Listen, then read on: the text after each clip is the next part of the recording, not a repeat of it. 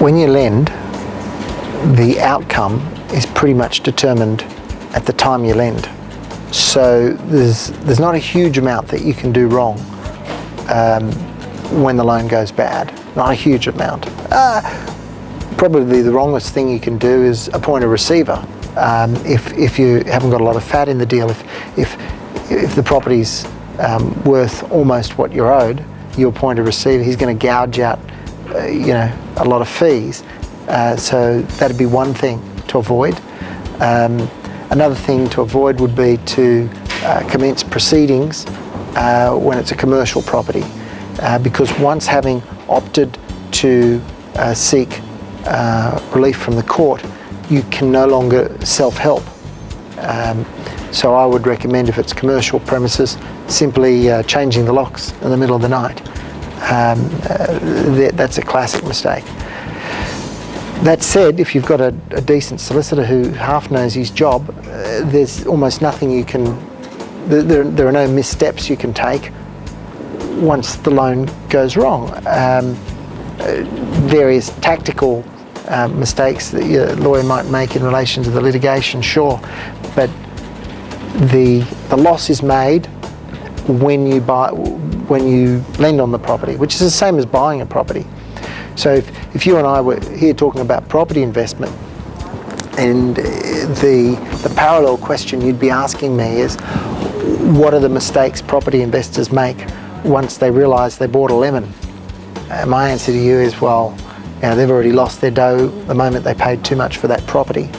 If the property is tenanted, in other words, it's a residential building, and it's not tenanted by a tenant, so if there's a tenant there, you can just simply give the tenant a notice to pay the rent to you, and you can put it on the market. Tenants usually cooperate, and you sell the property. However, if it's owner-occupied, which a lot of private deals, you're talking about small businesses, and one of the main securities they've got to offer is the family home, for example, or the family business.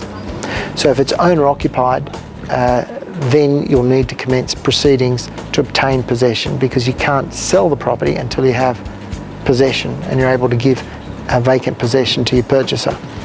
So the first step before you commence proceedings is to issue various statutory notices.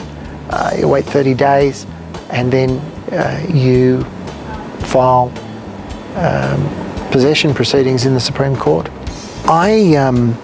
I wouldn't recommend anyone investing in private lending if they're not prepared to inspect the property. So every now and again someone will ring me up and say, oh look, Matthew, I've received this deal from a broker, I'm thinking about doing it.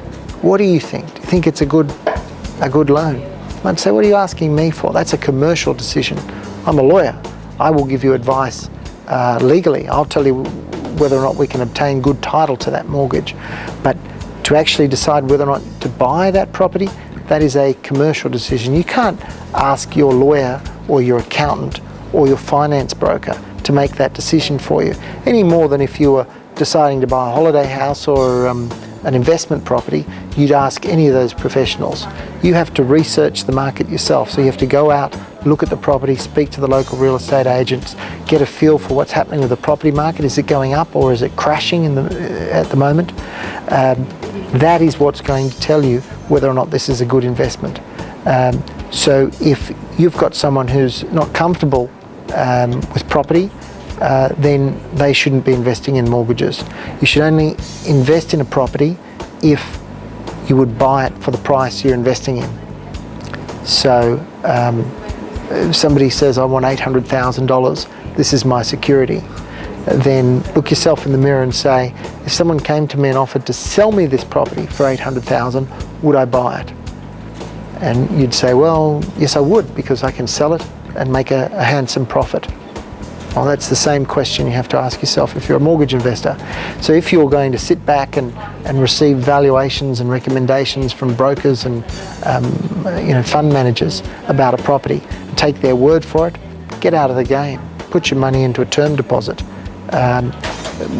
Private mortgage investing is for people who are prepared to study the property that they're investing in. Right, well, the first thing I do is arrange to meet the borrower. It's always a good idea to meet the borrower. You get a very bad vibe or a good vibe, and often your gut will tell you whether or not the fellow's going to go into default.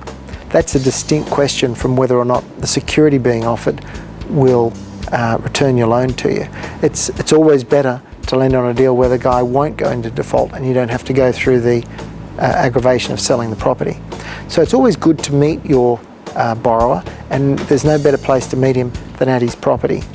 Having arranged to meet him at his property at 10 a.m. on Wednesday or Thursday, the next thing to do is to ring the local real estate agents. Tell them that you're thinking about lending on a property. Explain to them it's a private mortgage investment. Explain there's a very high probability that you're going to end up selling that property if it goes into default. You want to form a relationship with the real estate agent so that if it does go into default, you'll know who to come to. The real estate agents work on relationship.